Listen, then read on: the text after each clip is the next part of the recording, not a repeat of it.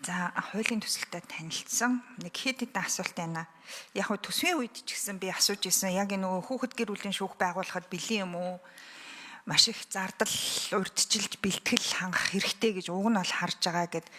Тэгээ харамсалтай тухайн үед бол зөвхөн түрээсийн байрны тухай л яриад өнгөрсөн. Одоо тэгээд зөөлөн бодлого буюу яг нөгөө хүний нөөцөө бэлтгэх, тэгээ хүүхэд гэр бүлийн агентлагтай хамтарч ажиллах, мэргэжлийн хүмүүстэй хамтарч ажиллах гэдэг энэ тал дээр яг хийгдэж байгаа ажил яг бэлэн байдал хэр байгаа вэ? Тэгээд энэ дээр одоо манай хууль зүйн байнгын хорооч гэсэн энэ дээр анхаарах хэрэгтэй гэж би хувьдаа харж байгаа. Одоо төсвийн батлаад өгсөн одоо бид нарт хамаагүй гэж бид нар байх ёсгүй гэж харж байгаа. Тэгэхээр энэ дээр бас манай хууль зүйн байнгын хороо ерөн жахан манлайлал гаргаасаа гэж хүсэж байгаа шүү гэдгийг бас ташрамданд дарагдаа хэлчихье те. За хоёрдугаарт эвлэрүүлэн зуулчлалын асуудал энэ хууль хоёр хоорондоо айгу уялдаатай байх хэрэгтэй гэж харж байгаа хгүй эвлэрүүлэн зуулчлалын тухай хууль гэдэг. Гэтэл эвлэрүүлэн зуулчлалын тухай хуулийн дээр манд бас айгу олон асуудлууд байгаа да. Тэгээ энэ уялдааг одоо бодлогын үе цаашаа яа гэж харж байгаа вэ гэдэг дээр нэг хариулт авмаар байна. За гуравдугаарт улсын дэд шүүхний хэд хэдэн журам батлахаар хуулийн төсөлд орж иржээ. Энэ юу нь болж байгаа юу? Ялангуяа тэр нөгөө үнэлгээ, шинжилгээ хийх журмыг улсын дэд шүүх батлана гэж юм. Тайлбарын загварыг улсын дэд шүүх батлана гэж юм. Тэгэхээр ингээд одоо яг ийм нөгөө процессын шинжтэй хэм хэмжээг улсын дэд шүүх тогтоох боломж хэр байгаа вэ? Энэ яагаад яам биш улсын дэд шүүх гэж орж ирсэн юм болоо гэд. За энэ шүүхийн ажилтан шинжээч гэдэг дахиад нөгөө шинжилгээний тухай хууль энэ нөгөө шүүхийн ажилтан шинжээчд хамаарахгүй гэж ойлголоо тий хуулийг харуул. Гэтэл яг нөгөө шинжээч гэдэг нэр томьёог чинь давхар хэрэглээд яваад байна. Дахиад нөгөө хуулийн нэр томьёо янз бүрийн кодификацийн асуудал дээрэс нь хууль хэрэглээний үед асуудал үүсэх үедээ л гэж би жаахан болгоомжлоод байна. Ялангуяа нөгөө энэ ажилтны гаргасан дүгнэлтэнд гомдол гарах эрхгүй гэд энэ хүнийг томилсон шүүгчийн захирамжинд гомдол гарах эрхгүйгээд маш их нөгөө гомдол гарах эрхийг хэд хэдэн газар нэлээд хэдэн газар хязгаарлалцсан л байгаа юм л да. Тэгээ мэдээж нөгөө процессыг хурдан хийх гэж байгааг бол ойлгож байгаа. Гэхдээ нөгөө бас яг энэ процессын явцад гомдол гарах эрхийг бас ингэж хязгаарлах нь хэр оновчтой вэ? Бас үүний цаашилтгаан нь юу юм болоо гэдэг ийм асуулт байна. За тэгээ хамгийн сүүлийн асуулт яг зүгээр яг энэ процессын хуулиас гадна нэг асуултыг асуумаар байгаа. Яагаад гэвэл хүүхдэд эрүүгийн хариуцлага хүлээлгэж байгаа ялангуяа нөгөө хойрхол оногдуулж байгаа гэмт хэргийн төрлийг бууруулах тал дээр ямар бодлого байгаа вэ?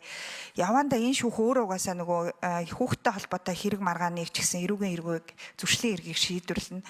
Гэтэл нөгөө цаад хойрхол гэдэг ямиг ерөөс энэ хүүхдээс бүр болмоор байгаа байхгүй бид нар концепцийн үед энэ өөрчлөлтийг хиймээр байгаа.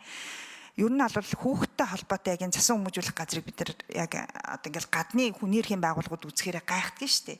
Ч одоо яагаад хүүхдээ бид нар ингэж хорьдгийг ингээд энэ ч өөрөө сургалтын байгууллага байх хэвээр хүмүүжлийн байгууллага байх хэвээр байтал яг л хорих байгууллагын стандарт яваад байдаг те. Энэ дээр ер нь яг тодруулах уу? За баасан жиргэлагчид микрофон өгье.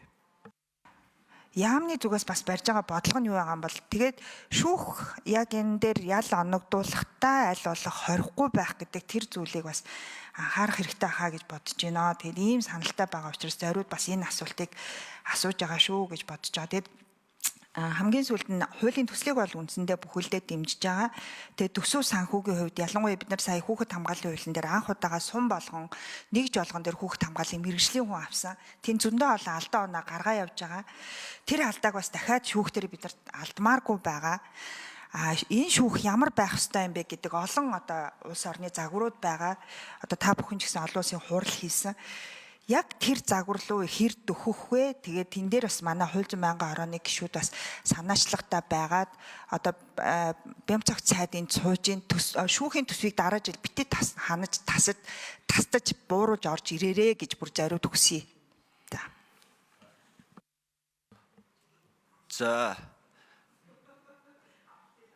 эхлээд Бямцагт сайдаас яг байна. Би ч асуумаар асуултыг асуучлаа. Бямцагт сайдын микрофоныг өгье. За шүүхийн төсөвтэй холбоотой асуудал баасан жаргалагч бас хөндөж байна. Тэгэхээр юу бид нар шүүхийн тухай шүүхийн багц хууль баталсан 19 оны үндсэн хуулийн нэмэлт өөрчлөлтийн хүрээнд шүүхийг бие даасан шүүгч нар бас хараат бус байх заалт оруулсан үнэтэй холбогдвол шүүхийн багц хууль батлаад энэ үедээ бол шүүхийн төсвийг бас шүүхийг хараат бус бие даасан үйл ажиллагаа явуулахын тулд засгийн газраар дамжуулж төсвийг одоо их хурл дөргөн барьдаг энэ процессыг өөрчилсөн. Яагаад гэвэл засгийн газраар дамжаад за сангийн ямаар дамжихаараа нөгөө шүүхээс засгийн газраас гүйц засаглаасаа шүүх манаас хараат болчих тийм эрсдэлтэй гэж үзсэн учраас шууд улсын их хурлын хууль зүйн байнгын оронд шүүхийн төсвийг өргөн барьдаг шүүх хууль зүйн байнгаараа хилцээд баталдаг ийм хуультай болсон.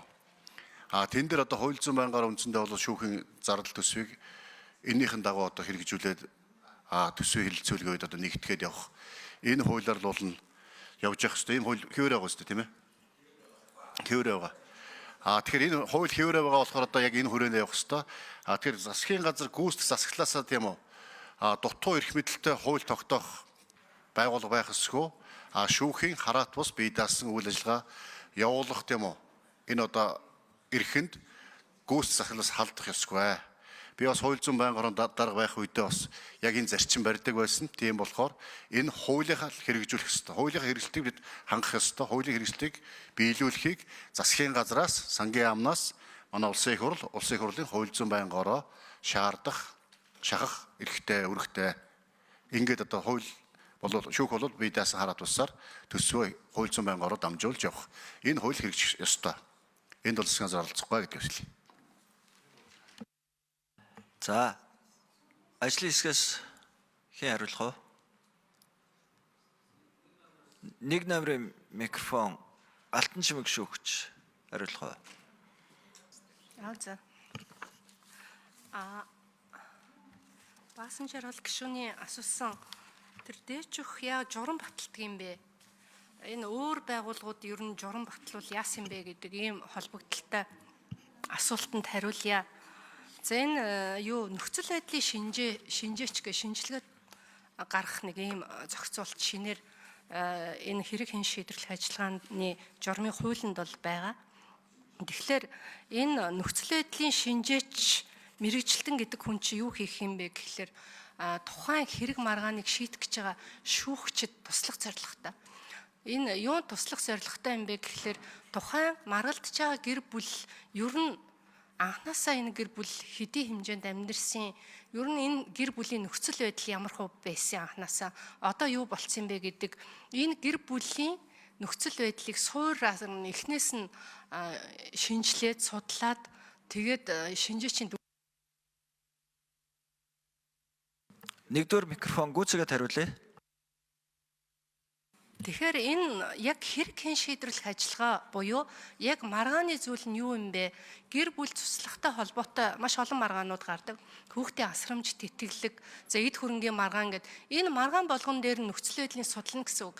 Тэгэхээр энэ нөгөө цэвэр өөрөө маргаантай холбоотой байгаа учраас шүүх өөрөө ерөнхийдөө гэр бүлийн хэрэг дээр ийм маргаан гарвал ямар нөхцөл байдлыг судлах ёстой юм бэ гэдэг тэр журмаа тогтооно гэдэг энэ үндслээр энэ хуулийн 23 дээр ч бас нэлээд тодорхой заасан байгаа. Яагаад энийг дээчүх хийх гэж байгаа шалтгаан. Тэгэхээр энэ үндслээр бол дээчүх тэр нөхцөл байдлын шинжээчийн үнэлгээ гаргах журмыг одоо батлана гэсэн ийм зохицуулт бол орж өгсөн байна.